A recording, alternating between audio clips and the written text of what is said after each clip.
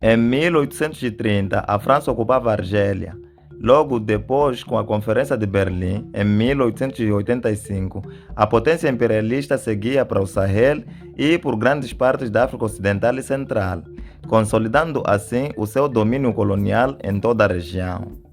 Após a Segunda Guerra Mundial, na década de 50, com a fragilização das potências europeias, começou um crescente movimento nacionalista africano que culminou com uma onda contínua de independências dos países. Liberdade, esperança e ruptura, estes terão sido os sentimentos de milhões de africanos quando o regime colonial francês terminou no continente, há mais de 60 anos. Só em agosto de 1960, 9 colônias francesas obtiveram independência.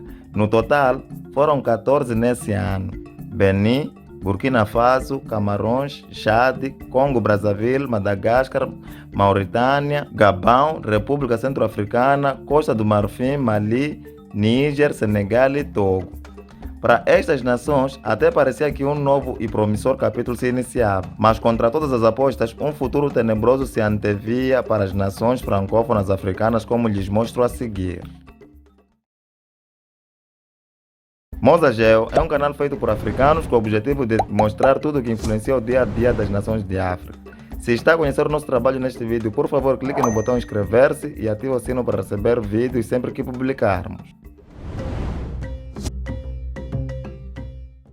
60 anos depois, os países francófonos de África ainda não têm verdadeira independência e liberdade da França, diz Nathaniel Yambi, líder do Partido de Liberdade e Democracia da Costa do Marfim.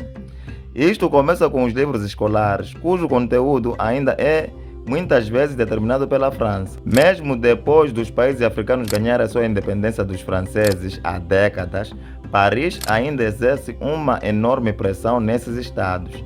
Em muitos outros países, continua a existir um sistema estatal lançado pela França. Pouco antes da independência se tornar realidade, em 1960, a França decidiu abolir o sistema parlamentar em alguns países, como o Costa do Marfim, e preparar um regime presidencial em que todos os territórios e poderes estão nas mãos do chefe de Estado.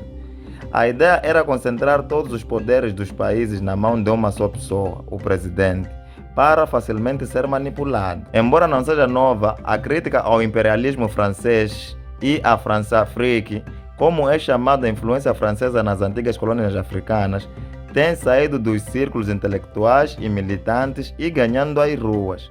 Essas mudanças se explicam pelo amadurecimento de uma geração que não se preocupa mais com o que a França pode ter representado para os mais velhos, que olha cada vez menos para ela.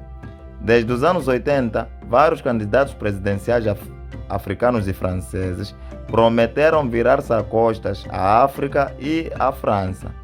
Mas as promessas de um novo começo entre a França e os estados francófonos da África não passam de um ritual. Segundo Ian Taylor, professor de política africana, falam de mudança, mas logo após a tomada de posse, os presidentes franceses apercebem-se que o interesse econômico e político em África é demasiado forte e que não há um interesse real na mudança de ambos os lados. Mesmo depois dos países africanos ganharem a independência dos franceses há décadas, Paris ainda exerce uma enorme pressão nesses estados. Para se ter uma ideia da extensão e influência dos franceses nas antigas colônias, eles estiveram envolvidos em todos os conflitos armados e golpes nos últimos anos. Do golpe de 1964 no Gabão até as lutas contra terroristas do ISIS no Mali, pode ter certeza que há um dedo francês por lá. Mas acredita-se que não existe dedo francês nos recentes golpes militares no Mali, Burkina Faso, Níger e Gabão, porque a ideia dos novos governos autoproclamados é se afastar definitivamente da França. No Pacto Colonial, as ex-colônias francesas são praticamente obrigadas a dar prioridade à França para a formação dos oficiais militares. Em muitos dos casos, a formação é feita em academias da França.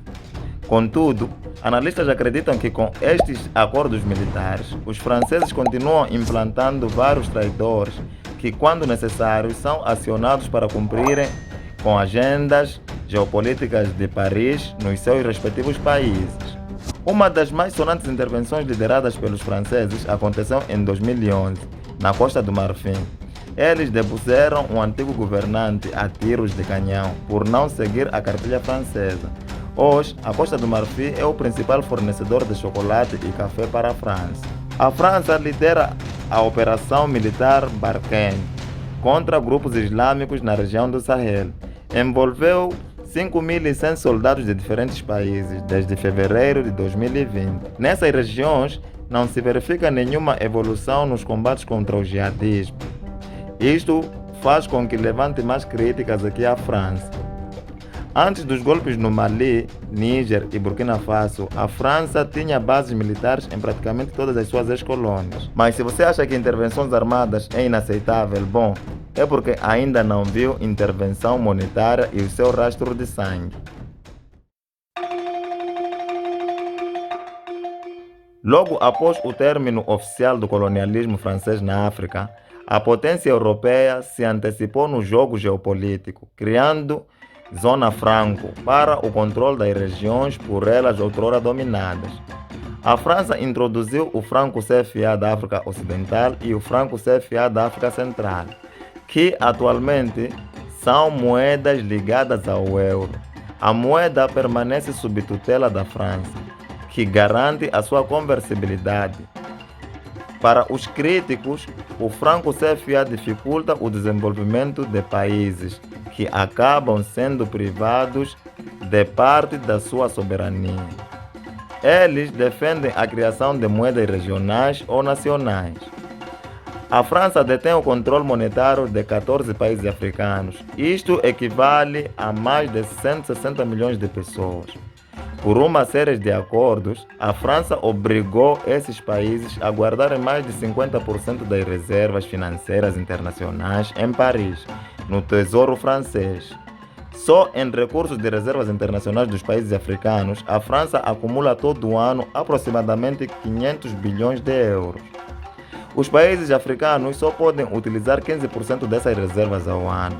Se eles quiserem mais, terão que pagar juros pelo seu próprio dinheiro, com taxas definidas pelos franceses. Este controle monetário na região fez com que os países africanos garantissem às empresas francesas o acesso a recursos estratégicos como diamantes, minerais, urânio, gás e petróleo. Hoje, a França tem a presença de uma sólida carteira de investimentos no continente, com 1.100 grupos empresariais, cerca de 2.100 filiais, e num passado recente era a terceira carteira de investimentos depois do Reino Unido e os Estados Unidos. O Pacto Colonial continua também a garantir à França o direito de preferência sobre todos os recursos naturais e o acesso privilegiado aos contratos governamentais nos países francófonos africanos. Quer alguns exemplos? Aqui estão. Alguns anos atrás, o Níger descobriu que só 5% dos royalties são pagos ao país no contrato de exploração do urânio. Esta descoberta só foi possível por causa das novas políticas de transparência empresarial impostas pela União Europeia. Na Argélia, a França tem o monopólio do comércio de gás. Noutros países da região, o monopólio francês está em áreas como eletricidade, comunicação, infraestruturas, aeroportos e portos. No final das contas, as companhias francesas levam para casa, em média, cerca de 1,6 bilhões de euros anuais, basicamente atuando no setor primário. A influência francesa na África Ocidental e Central está enraizada em níveis históricos que até parece impossível de ser desfeita. Mas os novos golpes militares na região e as manifestações populares minam cada vez mais a visão que a região tinha da França. E esperamos que um dia essa forma de neocolonialismo termine ou que os acordos comerciais entre as nações africanas e a França possam ser benéficas para as duas partes. O que você achou do conteúdo? Deixa aí nos comentários e aproveite deixar sugestões de mais conteúdos aqui no canal. Nos despedimos com a promessa de trazer muito conteúdo sobre África aqui no canal.